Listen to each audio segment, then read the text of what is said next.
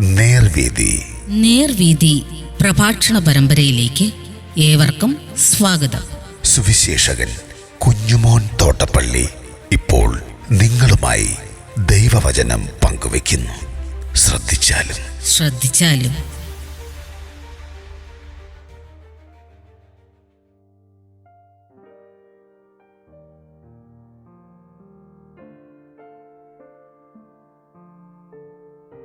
പെന്തക്കോസ്ത് നാളും മാളികമുറിയും.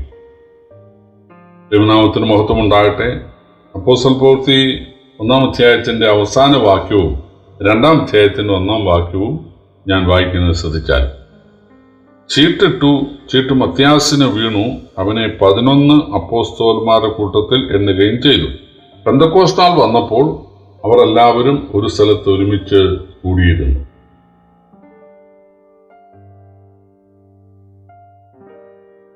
ഇവിടെ പെന്തക്കോസ്ത് നാൾ വന്നപ്പോൾ എല്ലാവരും ഒരു സ്ഥലത്ത് ഒരുമിച്ച് കൂടിയിരുന്നു എന്ന് പറയുമ്പോൾ, മത്യാസിനെ തിരഞ്ഞെടുക്കുന്ന സമയത്ത് 100 പേരുള്ള ഒരു സംഘമായിരുന്നു.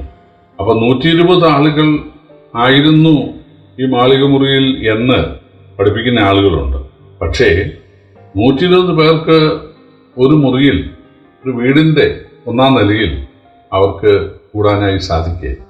അന്നത്തെ വീടുകൾ നമുക്കറിയാം, അത് കോൺക്രീറ്റ് ഉള്ള വീടല്ല, ഒരുപക്ഷെ തടി പാനൽ ചെയ്തിട്ടുള്ളതായിരിക്കാം. ഇത്രയേറെ ആളുകൾക്ക് അവിടെ കയറിയിരിക്കാനുള്ള സൗകര്യം ഒരു വീടിൻ്റെ ഒരു വീടിൻ്റെ മുറിയിൽ ഉണ്ടാകുകയില്ല എന്നുള്ളത് ന്യായമായി നമുക്ക് ചിന്തിക്കാവുന്ന ഒരു കാര്യമാണ്. 100 പേരുള്ള ഒരു സംഘം കൂടിയിരുന്നത് അത് വേറൊരു സ്ഥലത്താണ്. അത് യെരൂശലേം ദേവാലയത്തിലാണ്, അല്ലെങ്കിൽ ശലോമോന്റെ മണ്ഡപത്തിലാണ്.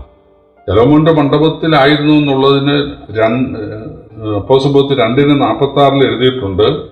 അവർ ഒരുമനപ്പെട്ട് ദിനംപ്രതി ദേവാലയത്തിൽ കൂടി വരികയും വീട്ടിൽ അപ്പം നുറുക്കിക്കൊണ്ട്. അപ്പോൾ ദേവാലയത്തിലാണ് എല്ലാ ദിവസവും അവർ കൂടി വന്നുകൊണ്ടിരുന്നത്.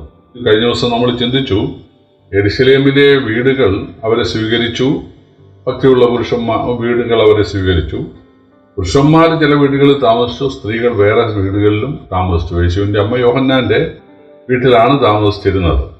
എന്നാൽ അവർ ഒരുമിച്ച് കൂടി പ്രാർത്ഥിക്കാൻ വേണ്ടി യെരൂശലേം ദേവാലയത്തിൻ്റെ ശലോമോന്റെ മണ്ഡപത്തിൽ അവര് വരിക പതിവായിരുന്നു.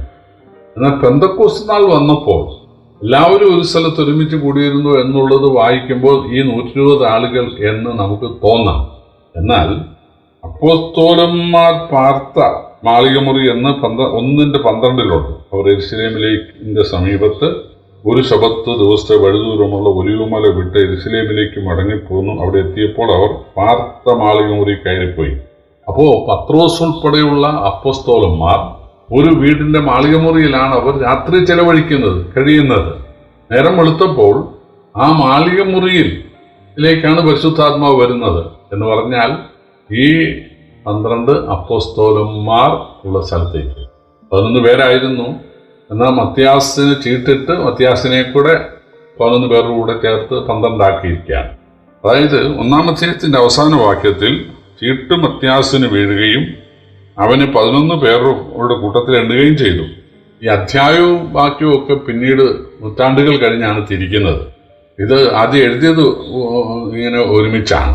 അങ്ങനെയെങ്കിൽ ഈ 1-ാം അധ്യായത്തിൻ്റെ അവസാന വാക്യത്തിൽ ആരെക്കുറിച്ച് പറയുന്നുവോ അവരാണ് ഈ 2-ാം അധ്യായത്തിൻ്റെ 1-ാം വാക്യത്തിൽ ഒരുമിച്ച് കൂടിയിരുന്നത്.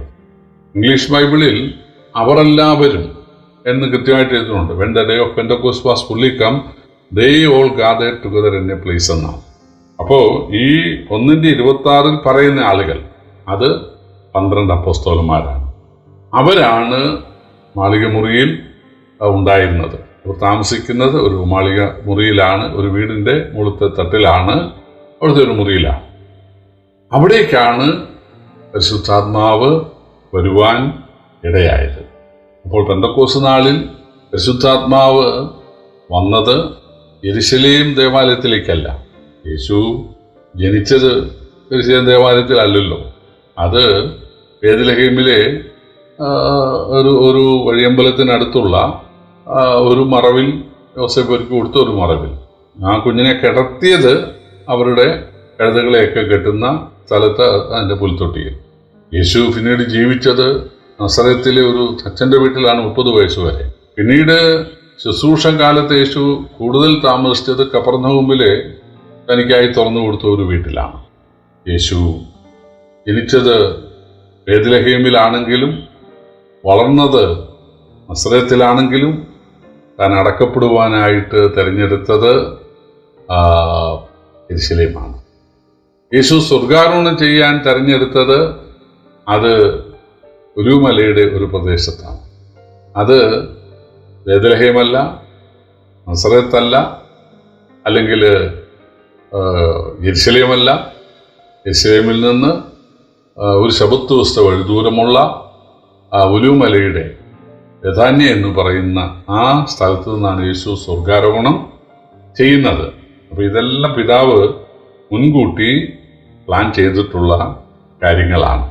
അപ്പോൾ പരിശുദ്ധാത്മാവ് യെരുശലേം ദേവാലയത്തിലേക്കല്ല വരുന്നത്. പരിശുദ്ധാത്മാവ് വന്നത് പുത്രൻ തമ്പുരാൻ ആ ബേത്ലഹേമിലെ ആ വഴിയമ്പലത്തിനടുത്ത് പുത്രൻ തമ്പുരാൻ ജനിക്കാൻ തിരഞ്ഞെടുത്തതുപോലെ പരിശുദ്ധാത്മാവ് തിരഞ്ഞെടുത്തത് പ്രാർത്ഥിച്ചുകൊണ്ടിരുന്ന ഈ അപ്പോസ്തലന്മാരുടെ മധ്യത്തിലേക്കാണ്, 12 പേരുടെ.